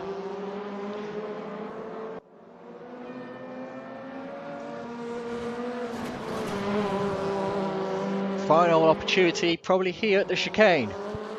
He looks to the inside, gets very late on the brakes, but isn't able to get it up the inside. But we must switch to our winner of the feature race here, Leon. What a charge through the field and caught up with his championship rival and passed him. A little bit of a mistake is all that was needed, and Berera drops to 2nd, but it's a race win yet again for Lee Horn, his 3rd of the season. Lee Horn takes race 3 here at Sonoma Raceway. William Berera takes 2nd, and Jeff Fergus hangs on to 3rd place, denying Jamie Dory a 3-peat of podiums. But it's a strong night for Jamie Dory yet again, and David Kernahan in 5th position. Neil Crave will take 6th position from Heike Navalov in 7th. Alex Ward, good performance from him. 15th to 8th on his only race of the night with only 10 minutes of practice. Good performance from him. Fraser Rostant takes 9th position from Ollie Hansen. Roy Plummer takes 11th from Anastasios Georgiadis in 12th. Stephen de Gravelia takes 13th. And Mark Arrowsmith takes 14th. And my driver of the day today, I'm going to give it to someone else, not the usual suspect.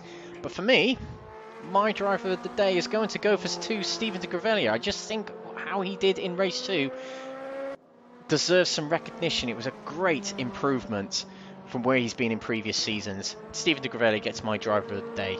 But the race winner of this race is Lee Horn from William Berera, Jeff Perkins in 3rd, Jamie Dory in 4th, with David Kernahan 5th.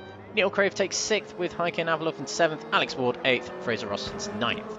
Ollie Hansen takes 10th from Rory Plummer, Georgiadis takes 12th from Stephen de Gravelia, our Apex Tracks driver of the day. A DNF for Mark Arrowsmith and Andrea Balcio.